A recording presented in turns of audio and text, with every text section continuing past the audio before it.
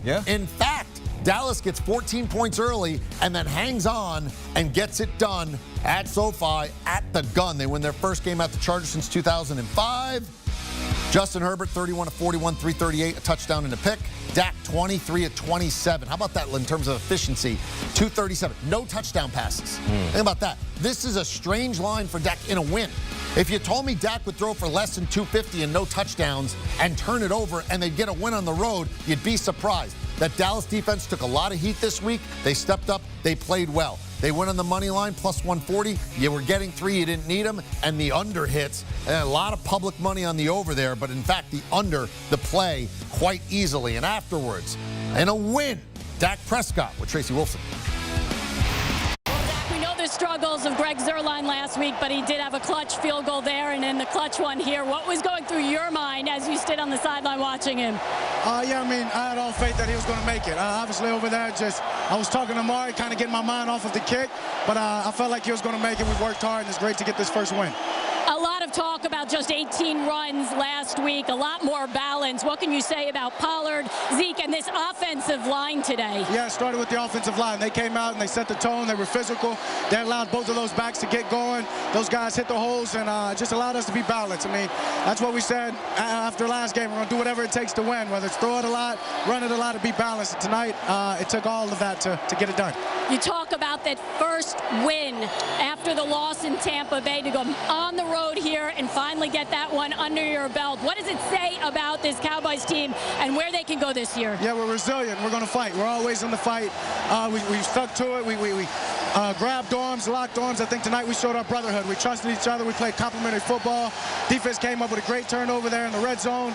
And then we finished off with a win. I mean, it's just great going home for the home opener, ready for Monday night now. Go enjoy it. Will do. Thank you, Tracy.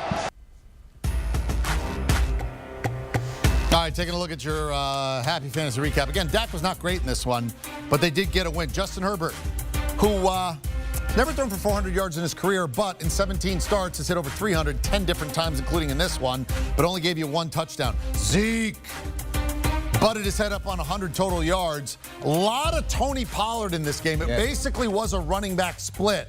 Austin Eckler, after not having a target last week, caught 9 passes for 61, but still, you know the problem with him. He doesn't score a lot, and that's the issue with Eckler. And CeeDee Lamb, 8 for 81. But again, no passing touchdowns, so obviously not a big game for any of the Dallas receivers. Okay, I'm going to give you the who's coming with me, all right? I'm going to make the motion that the happiest fans in the NFL of all the teams that are 1-1 or worse should be the Dallas Cowboy fans.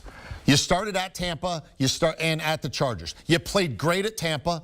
You played great today. Your defense stood up when everyone thought they couldn't. Dak is healthy, which you didn't know coming in. You're in a terrible division, and I got a bunch of home games coming up. I feel there's no team that should feel better, unless you're undefeated, than the Dallas Cowboy fans. Who's coming with me? B-Mac. I wouldn't say that no team out of all the teams in the National Football League, but I think when you look at their division... Go ahead, give me one. I think I know who you're thinking of, B-Mac. You know, when you look at their division, they should be jumping for joy because everything that you mentioned. And their quarter... Well, you didn't know what we were going to get from Dak when we started Thursday night. That's right. I feel so much better about the season than I did when I woke up on opening day if I'm a Cowboy fan and I'm only 1-1. And you're leading about Dak Prescott, not even 250 yards, 237 to be exact, no passing touchdowns, and they won on the road. That's huge. Playing against a up-and-coming quarterback, a lot of people believe he's going to be the next potentially great one. Forced 2 interceptions. A costly interception in the red zone was huge. Defensively, this is a team that's playing big-time football. They won the ball game today because of their defense. When was the last time you could say that about a Cowboys team? It's been a minute, and that shows the effect that Dan Quinn has already had on that defense. He did it also without DeMarcus Lawrence there. And and that's huge. And EK, you mentioned it, that they're going to get those home games. Look at who they have coming up: the Eagles, the Panthers, and the Giants, all at home. So are you coming with me? Oh yeah, absolutely. Their fan base, they have the most optimism of all the teams that are not undefeated. Look, Washington's 1-1. They don't have their quarterback anymore. Their defense has not looked great. I don't believe in Philly. The Giants are 0-2. This is another fan base. You want me to give another fan base? Buffalo. Buffalo, sure. Cleveland.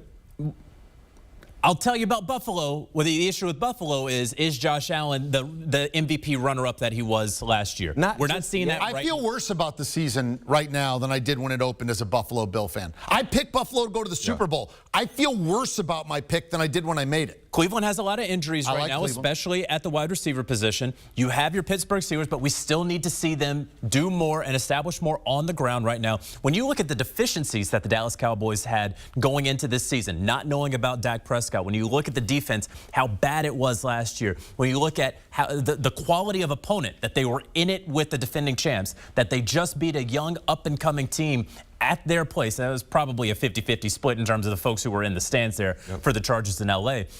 And then you look at the immediate schedule for the Dallas Cowboys with 3, I believe, winnable games to some degree or another at home. I think that EK's right. I think that at 1-1, if you have to feel the best about one of those 1-1 teams, I feel the best right now about the Dallas Cowboys. All right, now talk to me about the Chargers, right? Look, there's a team that's won a lot of games in a row coming in. And look, it's the NFL. You're not going to go undefeated. And this was one they dropped that they could have won. This is a game that the Chargers traditionally have lost. But we've seen them pull some wins out. And now this one didn't go their way. What did you not like? What did you like? And who are the Chargers? I just didn't like the sloppy play that we saw from the Chargers. Offensively with Justin Herbert, bad decision making, so many penalties. I mean, think around 12 penalties for almost 100 yards. That's not smart football. That will put you in position to lose, and they lost the ball game. One thing I can say, though, defensively, they're flying around. Derwin James. Want a sports network that delivers everything that matters about the game? The highlights, the picks, the instant analysis. No yelling, no fake debates, no politics. Hit the subscribe button and never miss a moment.